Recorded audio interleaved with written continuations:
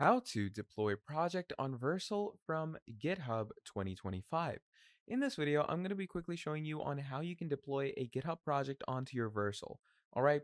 So to do this, first of all, you're going to make sure that you're fully set it up with your Vercel to do deployments, and then you're going to make sure that you have a GitHub account.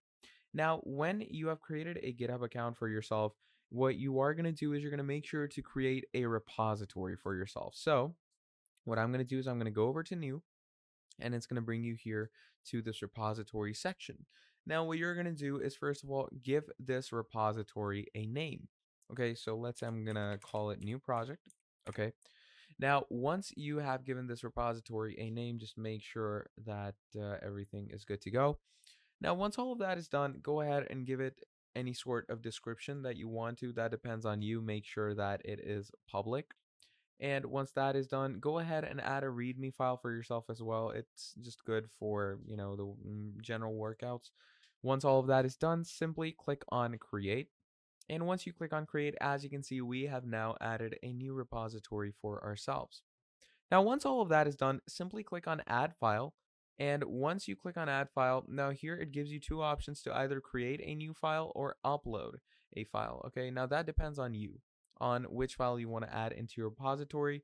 Preferably, I'd go to upload files, and right here, you can go ahead and add your Vercel files. Okay, so if you have any Vercel files that you've deployed and downloaded directly into your PC's file explorer, you can add it through that. Or what you can actually do is just go over to your Vercel. Let's say I want to come here, where you're simply going to click on start deploying, and you're going to click on continue with GitHub. Once you click on continue with GitHub, it's going to bring you here. Just make sure to authorize Vercel with your GitHub. And once you've done that, Vercel is just going to go ahead and wait for things to load in. And once all of that is done, simply over here, what you're going to want to do is you're going to go ahead and install Vercel directly to your GitHub.